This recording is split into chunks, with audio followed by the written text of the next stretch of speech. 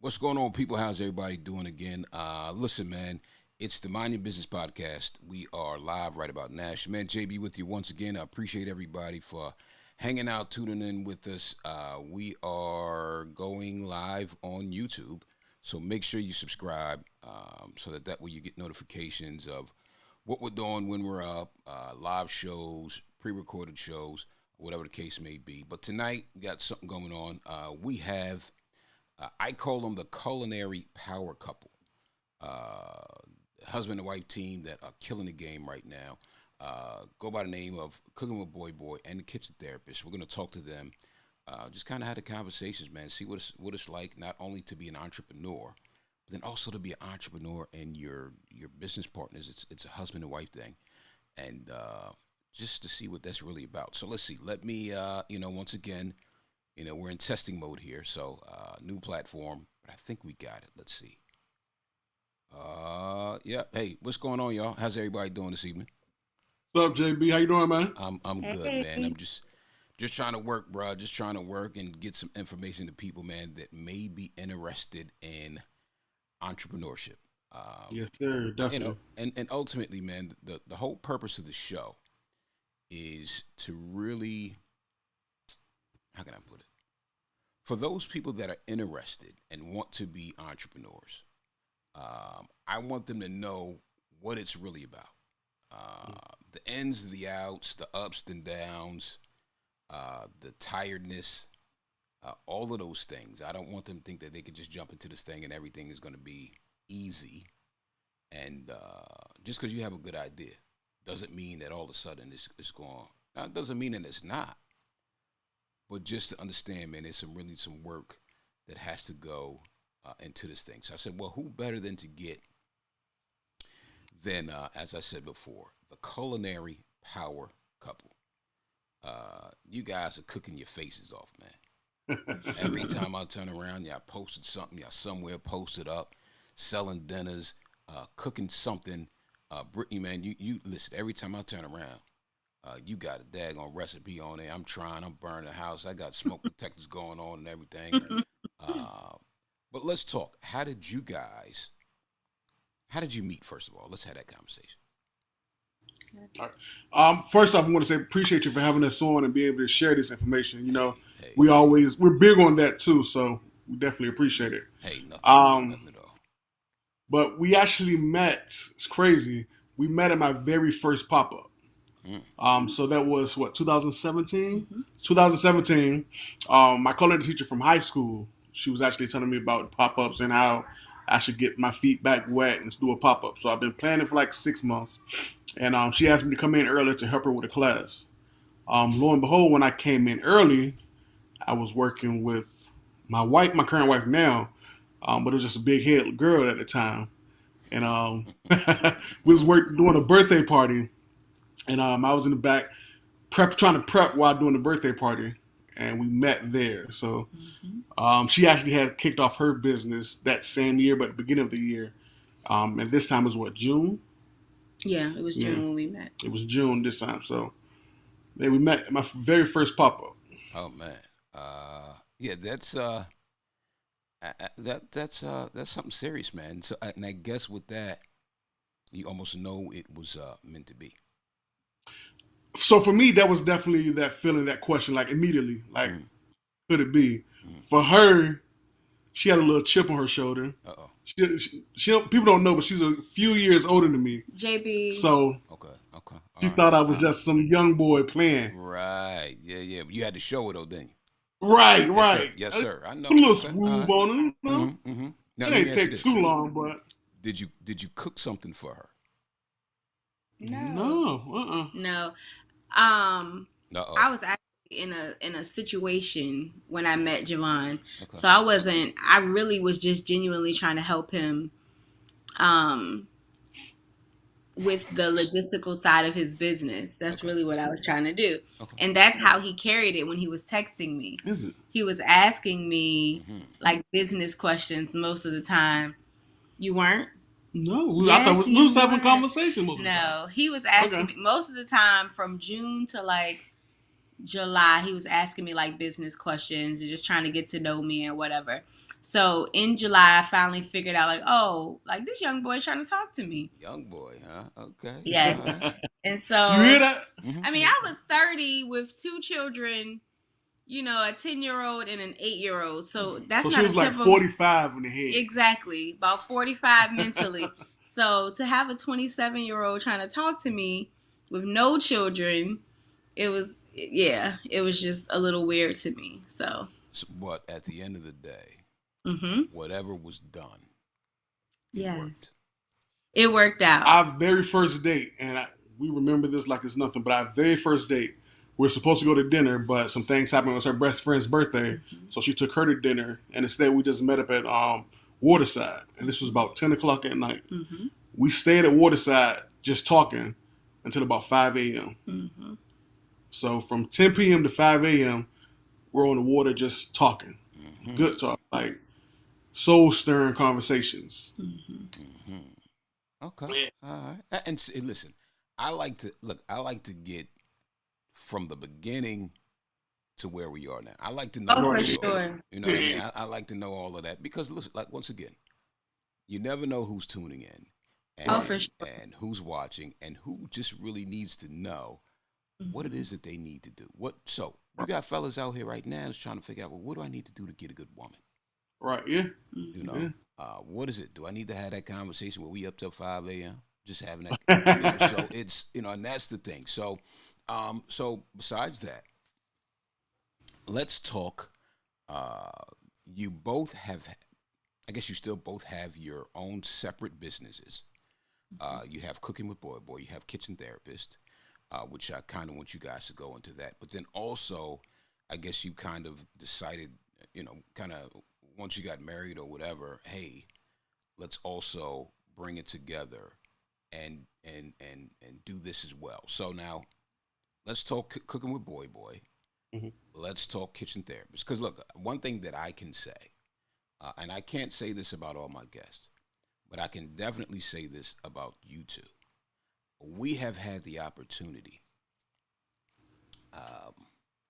to partake in you guys' gift and crafts.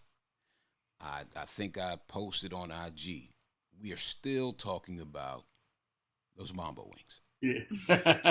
And this was when? This is what, maybe two, just prior to COVID. Yeah, this is prior to COVID. This was 2019. Yeah, so it's been some time. You know what I mean? Like it's been some time. Now, understand, I've experimented and I've tried and but it ain't what you did. You know what I'm saying? But so let's talk Cooking with Boy Boy. Let's talk Kitchen Therapist, and then after that, let's have the conversation about how you guys decided to bring it all together. Because listen, you have people that get married, and just because they get married and they could do the same thing doesn't necessarily mean that let's put our businesses together. Right. What was that conversation like after, but let's get into Cooking with Boy Boy Kitchen Therapist and kind of how that all came into play. So Cooking with Boy Boy, initially the plan was to introduce different flavors to the people while me getting my feet wet and getting back into cooking. One thing a lot of people don't know was that while I was doing my pop-ups for the first, 2-3 years, I was also working a full-time gig, a full-time job.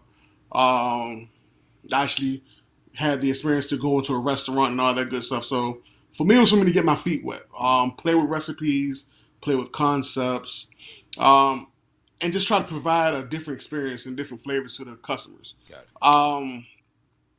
It was other things that I wanted to bring to the table as well, but I wasn't merely focused on those yet because I still, like I said, it's just about bringing the flavors to the customers, things that they've never had before. One thing that really challenged me was to dig into our roots and to this day still experimenting with soul food and how to present soul food in a different light, So that was my concept. That was my concept. That was my theory. Do that and grow with the brand. Okay. I had to learn marketing, had to learn how to use social media. I'm still learning how to do those things to this day.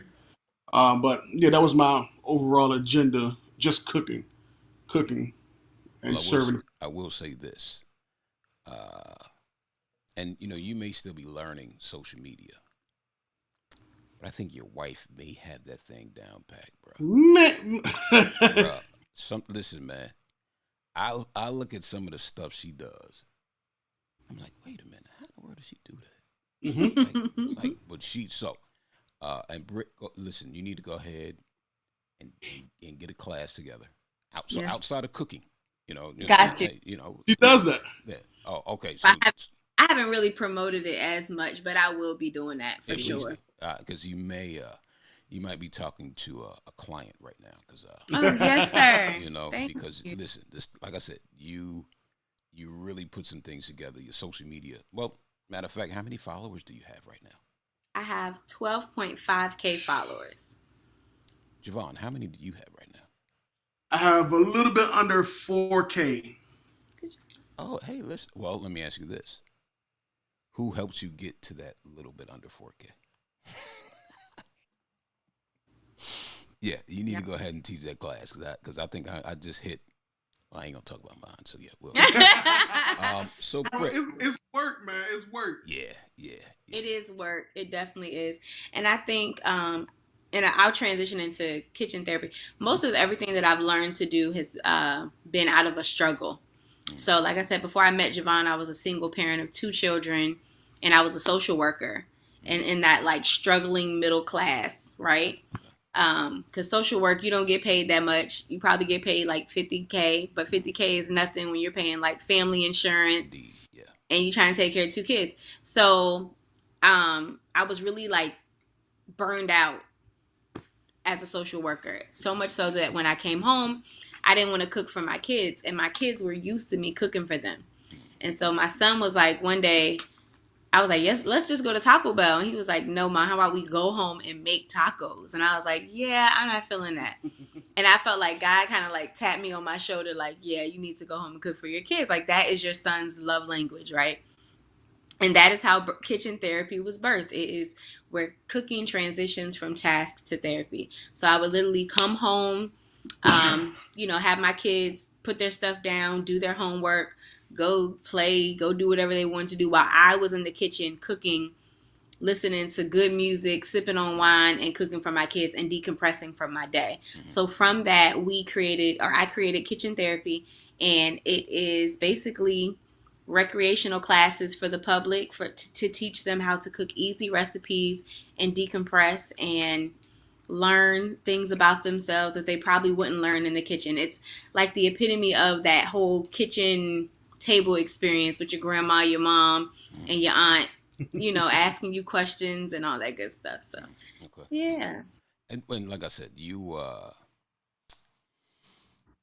guys are doing it. And listen, every time I see something, or especially see something, I get excited because I have the ability to say, one, that I know them, and 2, I had the opportunity to taste their food.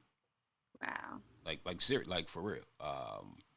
And so even when I get people call and ask and whatever, and with even with the people that I've worked with, whatever, I honestly say, hey, look, man, if this what you call them, call Javon, call cook with Thank boy, you. and because like I said, you guys, what you're doing, and outside of just the ability to cook, all of the other things that you do, I'm all about family. Yes. And you guys are very family oriented. I'm all about marriages. And you guys are definitely, listen, man, I just saw when I was in California. Yes. Yep. So, and that alone makes me want to do whatever I can just to support you guys. Thank you. And look, I may not have a whole lot of money, but what I do have, I try to use it to support those that I really look up to, I admire, and I just, really like what it is that they're doing. And we appreciate that, yes. for sure. Hey, listen, no problem at all. So how did you get from whatever to 12.5K followers? Tell your story. So a lot of people don't know this. I wrote a book in 2014, right? And my friends Rashad Harris and Elle Harris helped me push that book out. And the way we pushed that book out was really like posting raw literary pieces from that book. I mean, they are very raw. Most people know me as like the Jesus lover Brittany. So the pieces that I was pushing out, they were very raw. They had words in there that, that people didn't expect me to say. Mm-hmm. And that's where I built most of my following, where it was women who were struggling in their relationships, women who were, going through divorce and things of that nature. So that's where the bulk of my followers came from initially. Okay. Right? And so I don't even know how many followers I had when I met Javon. I know it was under 10K. Yeah, it was under 10K. It was definitely under 10K. But then after that, it was more so me pushing just my passion of cooking classes, just the wisdom that I've learned over the years, just from living life and people sharing it. So I think the greatest thing you can do on social media is just be yourself. Don't try to glam nothing up. Just be yourself. That's what I was going to say. One thing about Brittany, and she's always been this way on social media, is she's very transparent. Mm-hmm. Got it. Okay. She's very transparent in what she's sharing and her message that she's pushing out. Mm-hmm. She did public speaking around in the area from here to Richmond, and that's one thing that you can just see and feel from social media, is that she's great with her words and she's going to deliver that message raw and real. Mm-hmm. And I think with people, that's really what they want. They want somebody that's authentic. Yeah, for sure. Don't give me a social media personality. Right. Right. And then when I catch you in the street, it's a totally different. Right. If you're gonna be that person, right. Every opportunity that you get. That's right. And authenticity is, and like you said, I think being authentic is the thing that will drive people to not only want to support you, but just, at the end of the day, listen to you. For sure. I ain't trying to listen to nobody that I know just be lying. Yeah, no. And whether you're lying and I guess, even with that, lying is not necessarily you just not telling the truth. Right. Mm-hmm. But then lying can also be you not living, you're one way, in front of a camera or in front of whatever. But then when you get home or when the camera's off, it's somebody totally different. Right. Yeah. So authenticity is that thing that I guess will really carry you, carry your business, and carry you as an individual For sure. to that next level. What has the struggle been like with the both of you guys? Both two cooks, two business owners. What has that struggle been like to the when let's bring our businesses together, and then how do you navigate that? So, for instance, Javon may have been used to kind of doing his thing and running his thing prior to. Brittany, the same thing. Mm-hmm. So now that you guys have brought that together and there's really no HR department, how do you navigate that piece? And what are the fights like? We don't really fight. Yeah. That's the crazy thing. I will say, Javon, and I think it's because me and Javon learned each other early on in our relationship, right? So when we first got married, I was pushing, let's do Pour and Stay Full. Let's just put everything under Pour and Stay Full. And Javon was like, nah. And so I learned from Javon's personality not to push him. He has to feel like he's doing stuff himself. It's not even that. Oh, my God. It's not even that. It is that. Okay. It is that. You gotta let me process it how I process. Exactly. I have to let him process the situation. I'm going to listen. I'm always going to listen to you. Right. But let me see it. I'm not just going to do it off of your word. Right. And I've just learned not to push, right? So Pour and Stay Full was something that came from when I wrote my book in 2014. I just said I learned how to simultaneously pour and stay full. I did not know back in 2014 I was going to have a whole culinary business with the husband 7 years later. I didn't know anything about that. So Poor and Stay Full is like a double entendre. Spiritually, you poor and stay full, and physically, we eats and we drinks around here. So when we were trying to put everything together, he didn't really catch on immediately. And I'm a go person. When I'm ready to go, I'm ready to go. Yes. And he is a very calculated, meticulous thinker. And that wasn't necessarily the point for the Poor and Stay Full, because that's the name of our business to this day. It was more so I had to relate to that. I didn't want to put out an image that was just all Brittany. Okay. I wanted to be able to relate to it. And at that point, I was very big on creating work life and personal life balance. And I've always been a person that I'm big on balance. I had to bring that to the surface and see how I carry myself and how I am fits perfect under Poor and Stay Full. Because there's so many different avenues that we want to do with Poor and Stay Full. And we both bring something to the table. It's not just one-sided, you know? Right. And But it took you a while. Yeah. and that's what I was gonna ask, because how hard of a transition was it, and maybe still is, with one for a long time, Javon, you were your own boss, Right. and you kind of ran your business the way that you ran your business. Right. Brittany, same thing. You had your business. Okay, well, go ahead. Wow. I don't know, because I met Javon when he first started his business. So a lot of his behind the scenes stuff came from my influence. Right. So he still ran his business, but I met him on his very first pop-up. So she had the biggest influence in how I ran my business. And she was my brainstorm partner. Like she was anything business, I either went to her, or like I said, my mentor who runs the studio, who is also one of her mentors. So bouncing off the same ideas, it was all from them two. But it wasn't the easiest transition, right? Because when like you said, I'm very meticulous about how I do stuff. So she can throw an idea out there, and if I don't like the idea, I'm going to tell her I don't like how that's going to work, because I want to see the process. I want to see the steps to make sure that we're consistent in everything that we're doing. So, and it's still like that to this day, how we say, like when we cater, I like to be myself and be like, show my personality like in the cut while I might dance or something like that. She's like, no, you need to be professional all the time. So it's little things like that we go back and forth on. And it's not easy. It's not perfect. At the beginning, it was very hard. We really had to like sit down and organize, because again, I like to sit down and plan stuff out. So like when we first started, every Monday we have a business meeting.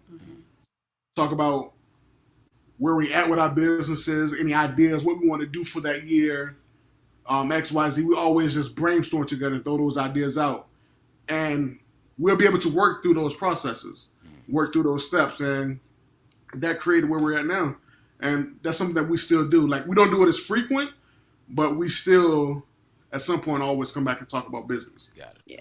Okay. So, and I think, sorry. No, you go ahead. You go. I was gonna say, with the professionalism, my career before this was very high profile. Like I worked in the courts. I had to testify on behalf of my clients, and so professionalism and excellence is like number one to me whenever we serve anyone. Yeah. Now, even if I don't care if it's our family. Right. Yeah. Like I don't play, because at the end of the day, you're not paying no family price. You're paying us what's on that menu, what is on our website. So I'm going to serve you just like I'm serving someone I don't know. Right. If I talk to somebody on the phone, I'm saying, yes, you can hear the switch. I don't care if you're my aunt. Yes, ma'am. Because I want you to treat me like a business. I don't want you to treat me like your niece, because you're paying me like I'm a business. So that is where we kind of bump heads sometimes. And then the thing, and we haven't even talked about this, but I really think in our relationship, recognizing each other's in business and social media and marketing, recognizing each other's strengths and weaknesses, right? And so as a married couple, where you're weak, I'm strong. Let me take over. But he always wants to learn stuff, and I'm like, okay. And so the same thing with me, where I'm weak, he's strong, but then I also have a problem with relinquishing control. So that's where we bump heads. That's something we still struggle at to this day is the control. But Mm-hmm. again, something we got to work through. And with that, Mm-hmm. I'm glad you said that. So, because from the outside looking in, no one would never know that. Mm-hmm. Right. Mm-hmm. But so that people understand that, hey, listen, when you go into business with your significant other, these are some of the things that happen. Right. Mm-hmm. And at the end of the day, it doesn't mean that you don't love each other, you don't Oh, for support each sure. other, none of that. But ultimately, it's working through it and Mm-hmm. knowing that you can still be successful, Right. even with those bumps in the roads, Right. and because it's gonna happen. For sure. How do you guys find the balance between business partners, Mm-hmm. parents, and husband and wife? Mm. We're still trying to find that balance, but I know the Mm-hmm. first thing that we do, we are purposeful. Mm-hmm. We know with being entrepreneurs, that gives us way more hours during the week to spend time and delegate time in different areas. Right. Right. So last year was the first year that we really homeschooled. So last year was all ups and downs. Mm-hmm. But generally speaking, business is always typically Friday, Saturday, and Sunday. Mm-hmm. During the week, we're always spending time with the kids, and Brittany's big on it, doing downtime with each other for like date nights and just having us time. Like during the pandemic, we used to have like versus battles where we'll pick R&B and just have a versus battle, or we're going to the backyard and just have a date, but just try to do meaningful things together. Yeah. She brought that to my day because I know I can be one track minded and it just be business, business, business, family, family, family, business, business, Got it. Okay. and I forget about my wife needs Right. that opportunity, that moment, so where I'm just focused on her. Yeah, and I'm And sure, and she'll remind you somehow. You will get absolutely, that reminder one way or another. Oh, absolutely. yes.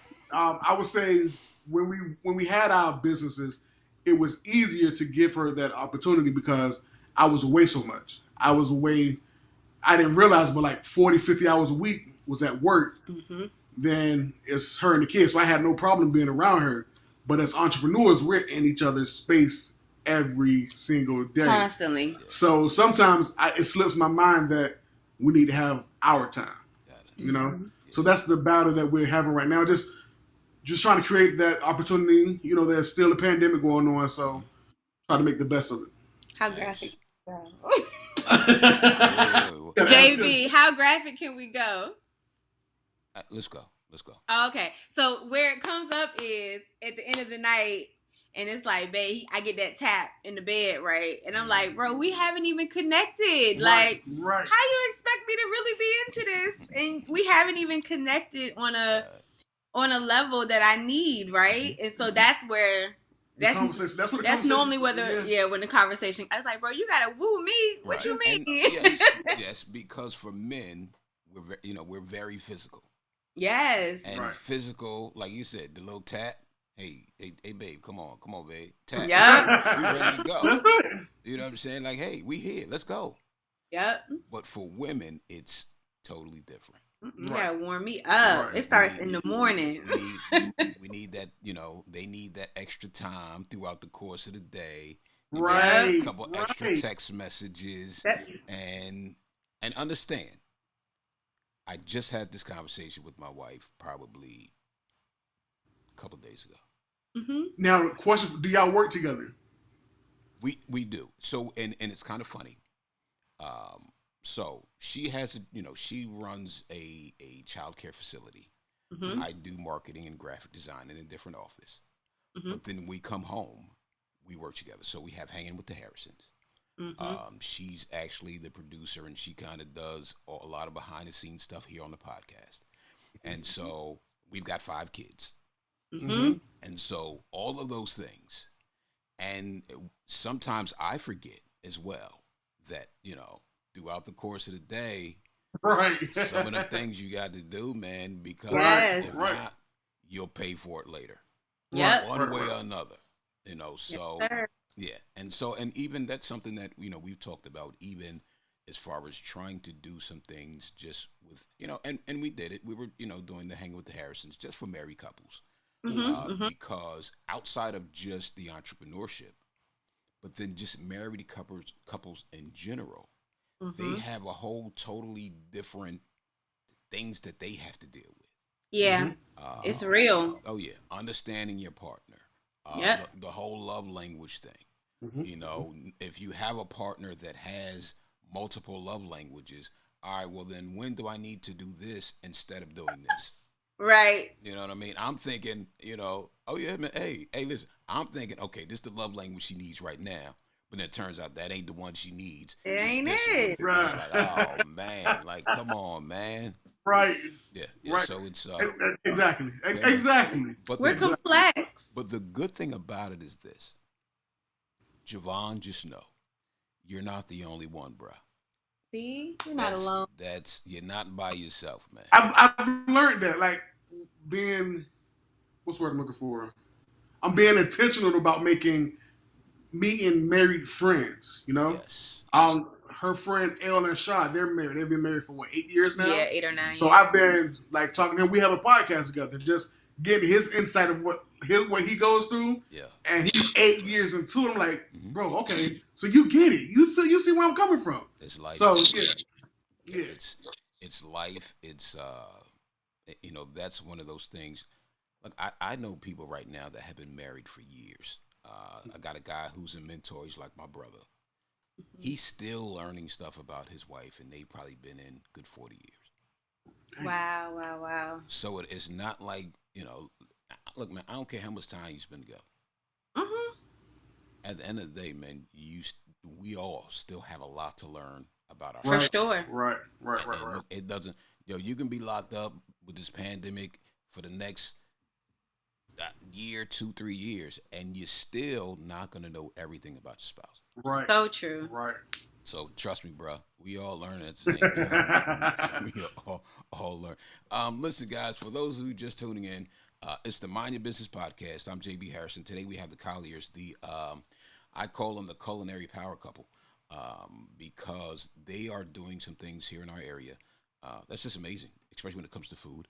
But on top of that, they got some other things. I just saw today, Javon, you are actually starting life coaching as well. Yeah. So, backstory behind coaching. Like I said, I was, before becoming an entrepreneur, I was a manager for a vendor company in Hampton. And with that position, as a manager, I was responsible for training and coaching my team. It was a team of 20 people. And I had to train and coach them up to be able to do their job effectively. Now, a part of me, I always enjoyed serving and helping people. Big part of me always wanted to be a mentor. So experiencing this made me think, like, I really want to do this. Like, I want to be a coach, but I want to do it on a real life aspect. I just never knew that there was a such thing as a life coach at that point. So fast forward, and me and Brittany meet, and I was telling her about the idea that I had to be a life coach, and she heard about it because she went to school for something similar. She went to school for human services, and under human services, they introduced life coaching to her. So she was telling me about that. I was like, oh, that's exactly what I want to do. And I always parking lot it, but last year, in the first year of the pandemic, for our anniversary gift, she actually paid for my class. Nice. So, yeah, last summer I went through the course to become a certified life coach, and I've always had the skill. I'm just living life right now. The pandemic hit, a lot goes on, so just living life right now. But yeah, I wanted to get back to like life coaching. Nice. And so with that, we're gonna backtrack. You said something. You said it was something that you wanted to do. And so Brittany she listened. Like, she heard you. Yeah. She heard what you wanted to do. Yeah. And she may not have said much. I don't know. But ultimately, she supported what it is that you wanted to do and basically paid for your way to go. Wholeheartedly, yes. And I think in relation, back to the whole relationship thing, a lot of times, and once again, even stuff that my wife and I are going through, It's just being attentive, Mm-hmm. being present. Yes. Mm-hmm. And then at the end of the day, it's not always about your response, Yeah. but what happened on the back end. You know, Right. she listened, Right. she heard you, and ultimately wants to support what it is Absolutely. that you want to do, that you're thinking about doing, or whatever. And look, man, you can't ask for nothing better than that, man. You know, I couldn't. I would never. yeah, that right there. I mean, it says a lot. And so with that, what does it mean to you guys when it comes to support systems, supporting each other, and how does that work? You know, with your relationship, your businesses, and those type of things. So and you could go after me, but I was just gonna say, I think our relationship really works because I have learned to let people go through their process, even if it's my husband. So me, I'm a goer. Like when I say I'm a go getter, if I want to do something, I'm gonna do it. Right? How'd you learn that? Let me get Okay. to that. Okay. So, like I said earlier, I was raised in church, and in church, you always trying to push somebody to their greatest potential, right? But it's in when you're pushing people, a lot of times we push and we feel like we are the ones that have to get the person to where they're supposed to go. And if they Right. don't get to their destination in the time that we think they're supposed to get there, it's a reflection on us, right? And so then we start thinking of ourselves more highly than we are and looking down on people, right? So when I met Javon, he was talking about, just letting people go through their process and letting people get to their destination, when they're supposed to. And I've learned to do that in my marriage as well. So with the whole life coaching thing, it was just really presenting him with that opportunity. So now he's certified. So now it's, you run with it. You do what you do with it, honestly. And letting him go through his process. When he asks me for my advice, I give it to him. I don't just try to, push him for my sake so we can get to a certain place in our life where we're making money and, no. I let him, when he asks me my advice, I give it to him. I plant my little seed and I leave it for him to let it grow and for God to water it and all that good stuff. That's just what I've learned to do. And I really think that's why our relationship works, because I'm not trying to manipulate nothing. Right. It is what it is. Service. I mean, support systems. Remember? Oh, so what do you mean with support systems? He was asking about the support system. In our families and stuff? Oh, well, we have a big village for our children, but being entrepreneurs is very difficult when you have parents who are used to working, military and 9 to 5. They really don't understand what we do. I think my mom just knows I don't be asking her for no money. That's all that matters. That's really all that matters. But Javon's mom, and no slight to my mom, but Javon's mom is more supportive. But she also thinks we make crazy amounts of money. So I don't know. Right. No one really understands. But for these children, they are there for us. And if we ever really, really needed anything, the support system is definitely there. Nice. Okay. I was going to say, my view is a little bit different. So for me growing up, my support system was very small. Mm-hmm. It was always my mom first. My mom was my support system. As I got older, I started building friendships that was brotherhood, and that's blossomed the brotherhood. So we were each other's support system. When I met Brittany, it was weird for me because I always expected for me to be her first support system, but she really has a village. Like, she has friends who are there for her during anything, and she's the same way with them. So that was different for me because I never seen that from anybody else. Because I didn't need you. Right. Right. No. That's serious, because she didn't need me. So that took a while for my ego to process. That's ego. Yeah. Yeah, that took a while for my ego to process. But like now, like I said, we have a support system for everything. Now, people don't understand the concepts and the vision, but they brought in now because they see that, oh, y'all been doing this for this long of time, man. This is where y'all at. Y'all are doing good. Y'all are doing good. Because growing up with my mom, it was always, oh, you need to go see about the shipyard, or you need to go to this construction company and try to get that job. So she couldn't see the vision and the goal. But she's always supported me. Whatever I wanted to do, if I put my best feet forward, she's gonna be there for me. So, yeah. And so for those that are listening, if you have questions, this is the time. Go ahead and put them in the chat. If you have some questions, even comments, I would love to hear from you. You know, I know y'all are tired of me asking all the questions, but hey, listen, y'all go ahead if you have them. Would definitely like to hear from you. Put them in the chat.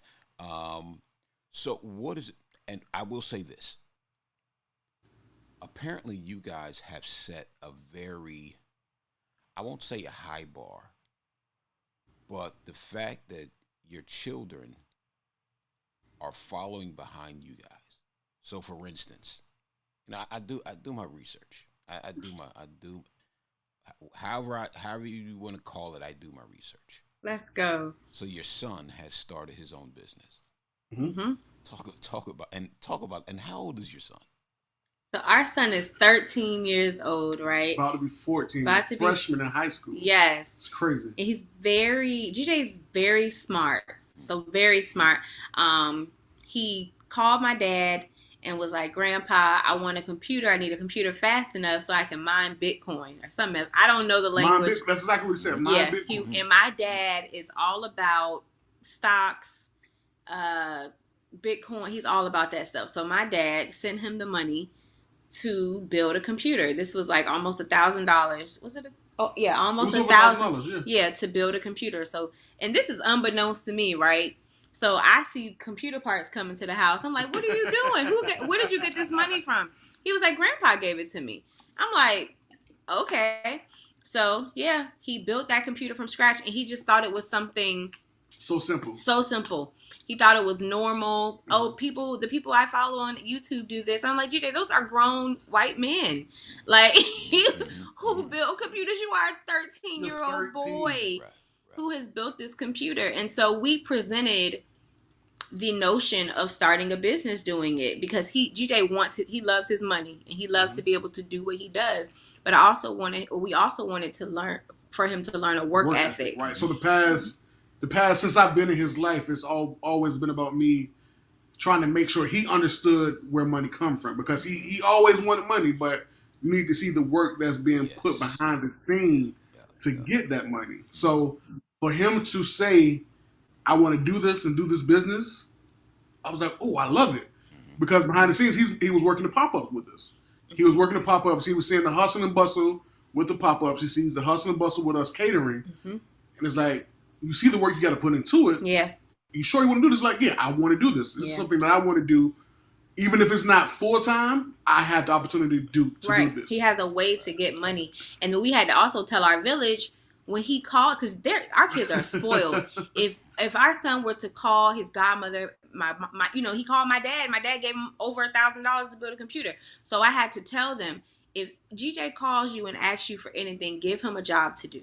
Mm-hmm. So now he can't get no money from anybody unless he cuts grass, cleans a deck, wipes a window. So that, it's teaching him that work ethic. And I'm also teaching him how to market on social media for his business. I'm not doing nothing for you. I can lead you, but you have to learn. So yeah, that's good. And it's good because not only the fact that he has a support system, but he's modeling what he sees. Yeah. Right. I think for a lot of parents, it's unfortunate because you have kids that model certain behaviors. Mm-hmm. And then the parents are upset, but then they've got to think back. Oh, you know what? They've got that from me. Right. Mm-hmm. When you really look and you're introspective and oh yeah, that is my fault. For sure. But to see it the other way around, he sees you guys and the work that you put in.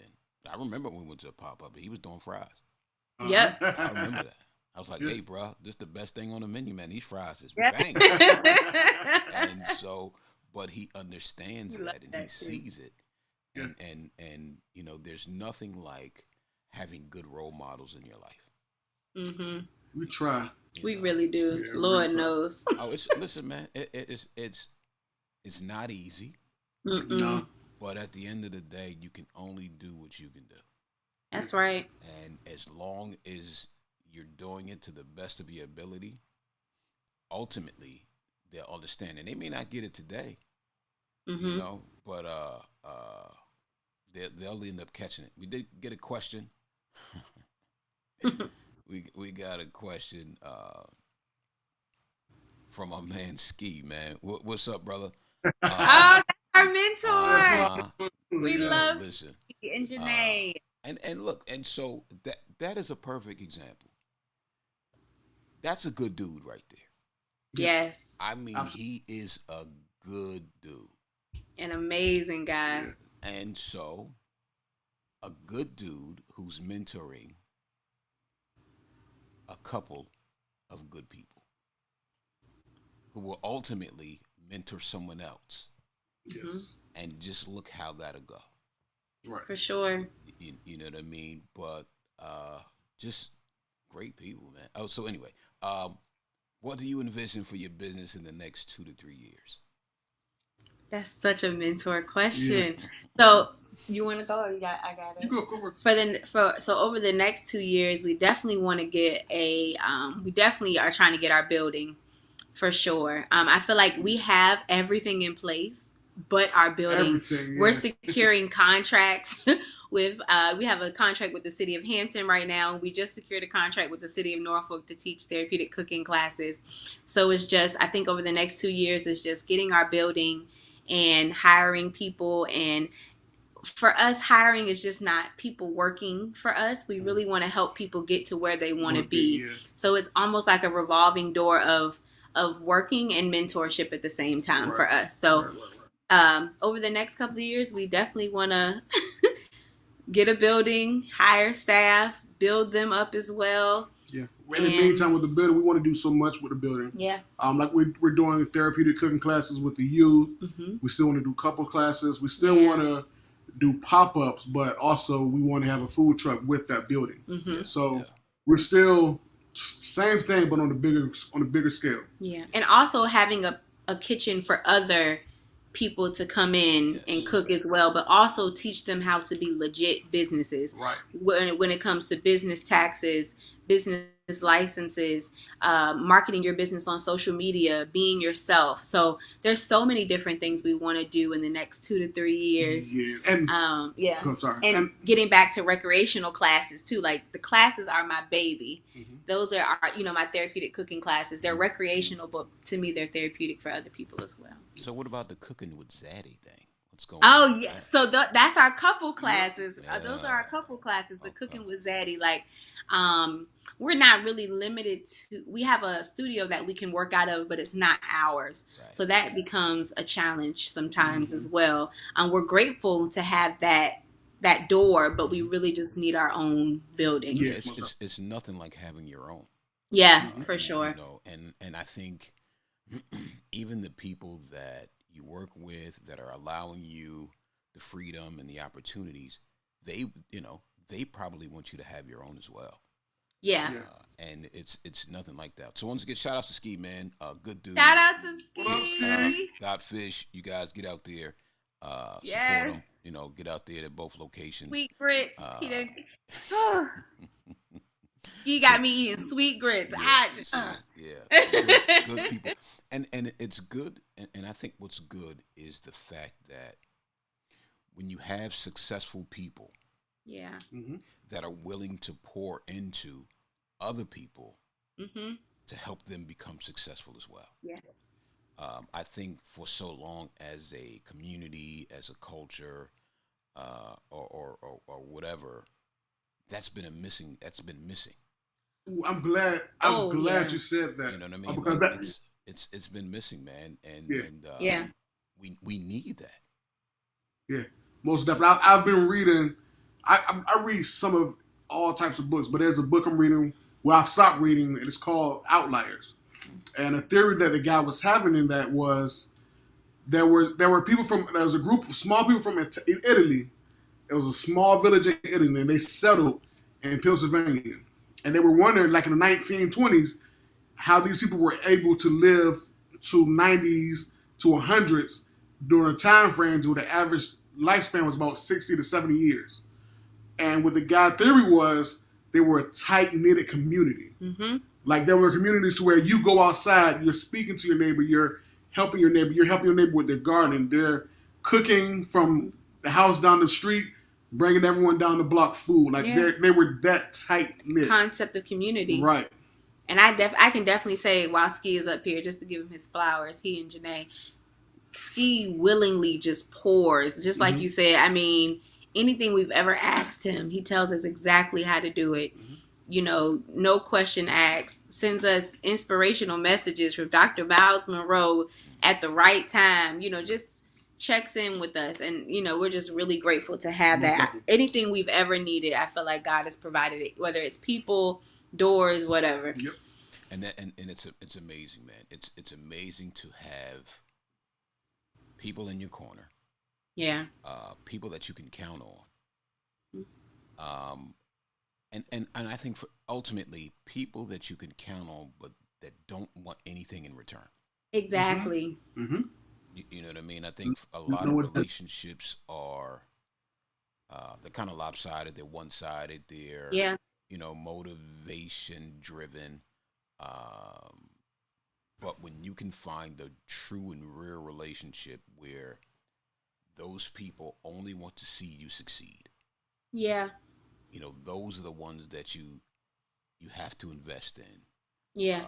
You have to hold on to and make sure that you do whatever it is that you need to do so that relationship doesn't slip away. And for sure. You know, because they don't come often. They don't. Yeah, those type of things, those type of people. Unfortunately or fortunately, however you want to look at it, they just don't come around that often. And when they do come around, you got to honor them. Like you said, you got to give them their flowers. Yeah. And you got to be teachable. I think a lot of people in our field are not teachable, especially the men. Like the male chefs, they just be on some real cocky type stuff. And I think you have to be teachable. You got to be coachable. You have to be, you know, even if for me, I've learned whatever advice you give me, I'm going to take the meat, spit out the bones. It might not. So what do you think that is? Why do you think that is when it comes to men in your field? I think it's not listening or whatever. I think it's a trauma response, not to be super therapeutic, or I really think it's a trauma response. A lot of men in our field have got it out of the mud in a you know, a way to say it. And so I don't think they've been honored. I don't think they've been honored and given the praise that they needed before they got in the field. So now it's like, oh, I'm out here, I'm doing it. Yes, you know, and they have to really hype themselves up because they haven't gotten that praise. Maybe when they were a kid, maybe when they were a teen, or they didn't have the teacher that motivated them. So now they're in the field and they really, most of them are killing it, but it's like, it comes off as cocky and they're hyping themselves up because, you know, they didn't really get that before. And it's unfortunate. Yeah. You guys said something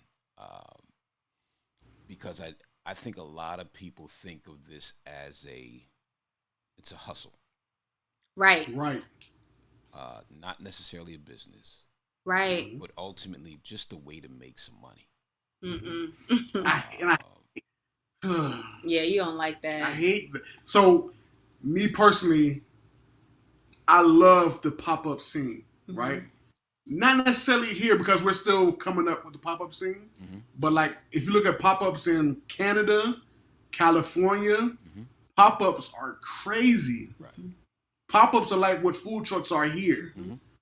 So for that culture, it's like, yeah, we're really going to grind, and the area is providing areas of space for them to do the pop-ups, and it's like a big open thing.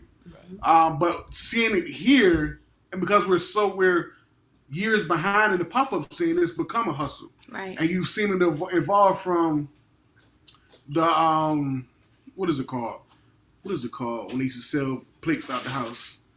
Selling party? A selling party. You see it evolve from a selling party to the new hustle is, I'm going to call it a pop-up and I'm going to just sell these plates.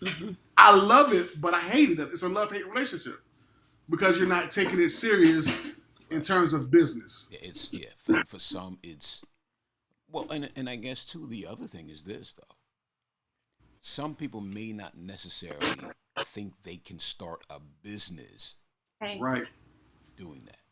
right, So for them, it is a hustle because they don't see you guys. Mm-hmm. right. You know what I mean? They don't see those people that have really made it into a successful business. And so for them, kind of it goes back to who they have in front of them, who they're looking at, who they Right. surround themselves with.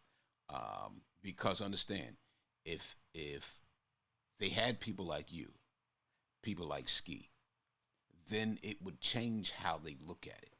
Mm-hmm. It would really they would look at it differently from it just, it's a hustle. Yeah.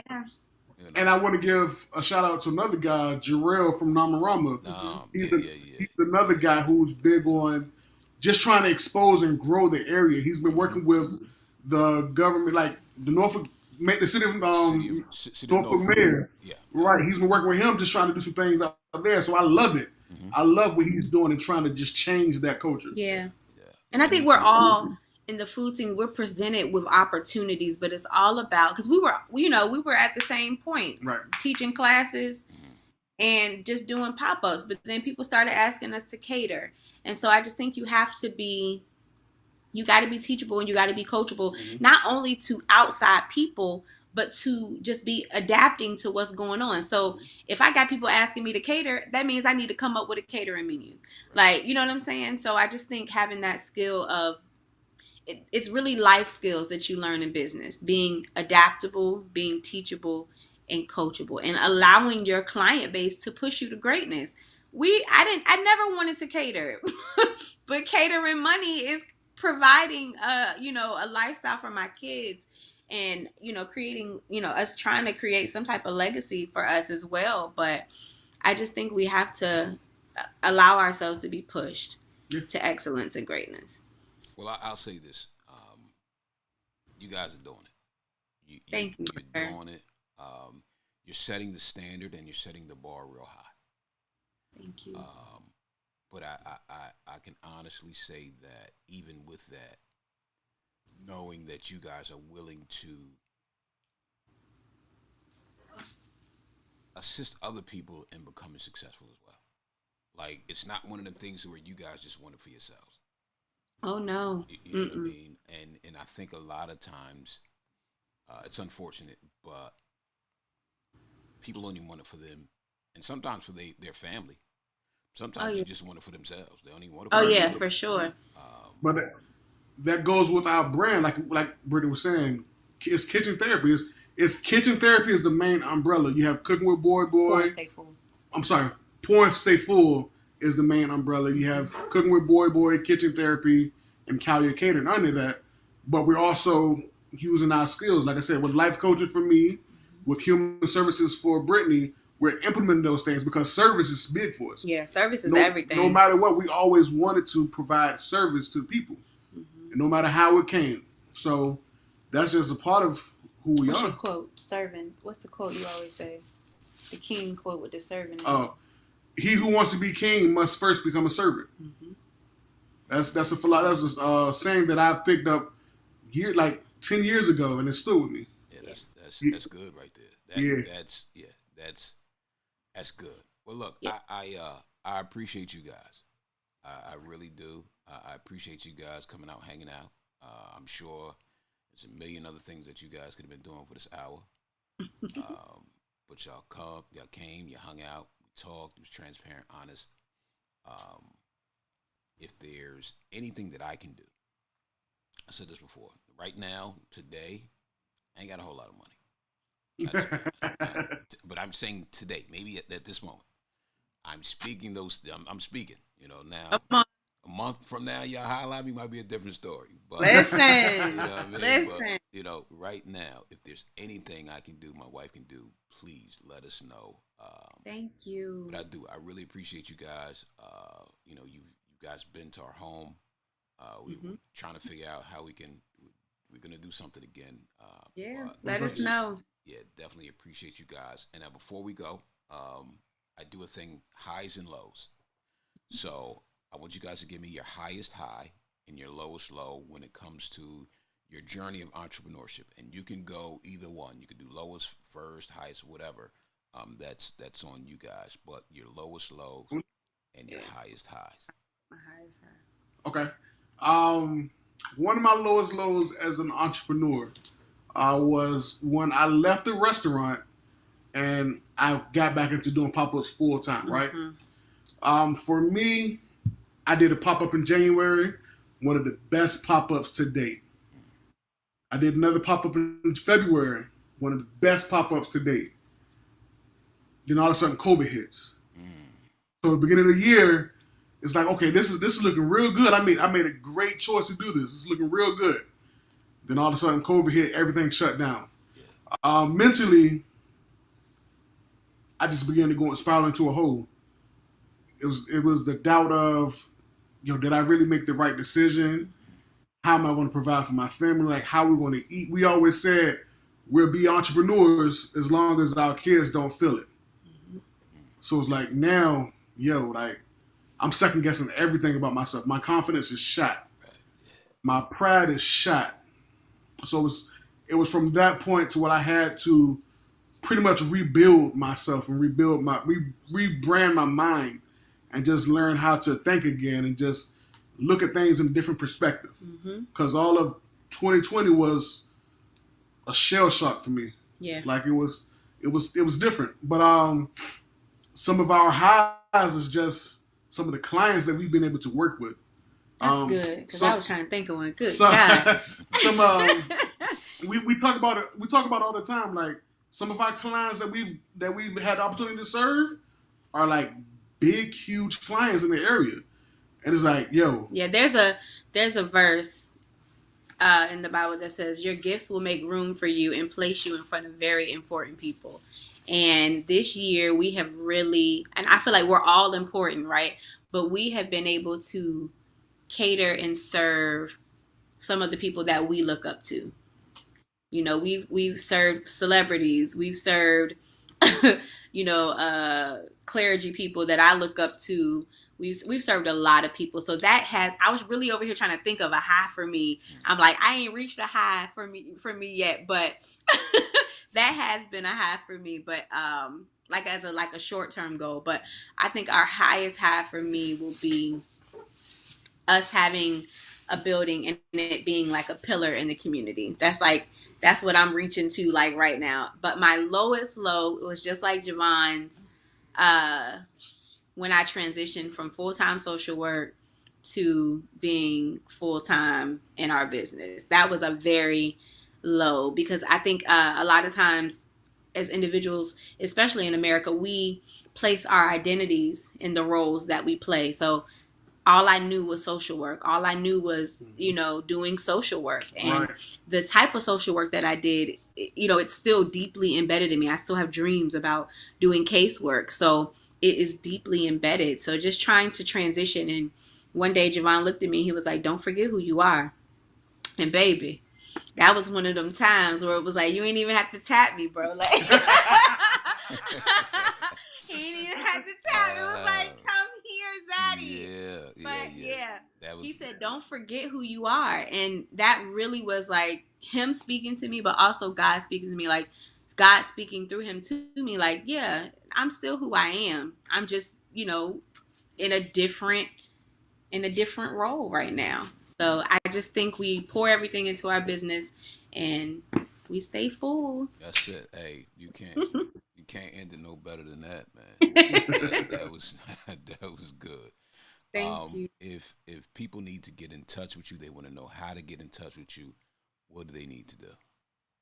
So we have set up processes because that's, as a business owner, you got to set up processes. Yeah. So I am on social media at kitchen.therapist. My husband is on social media at cookingwithboyboy.llc. We have a website, which is www.pourandstayfull.com. If you can always also get to our website from going to our social media page. The link is always in our bio.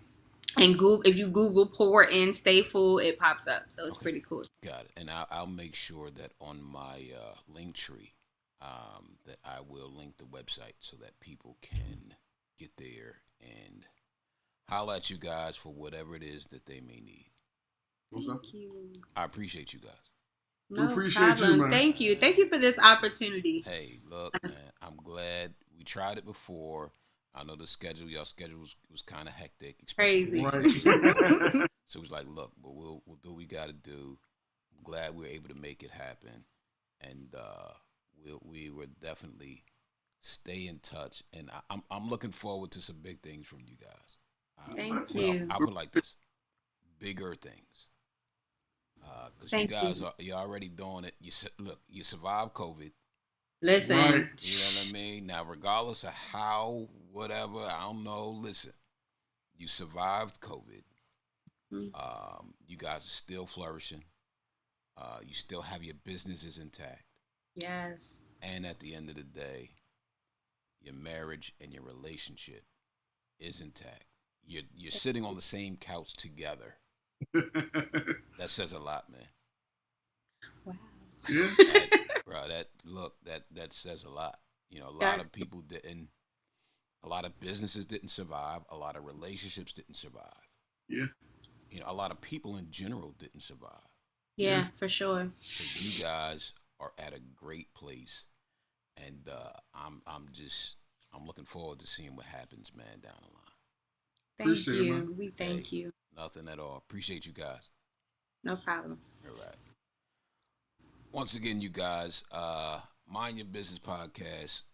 I'm JB Harrison. I'm just, it's just me. That was the Colliers, man. Like I said, that is the culinary power couple. They are doing some great things, some big things in our area, in our community. I will make sure that I'll provide you the information on how you guys can get in touch with them. We do this on Mondays. You can catch the replay on Wednesday in case you missed it on our YouTube channel. And once again, I appreciate you. JB Harrison again. It's Mind Your Business. You guys have a good evening, and we'll talk real soon.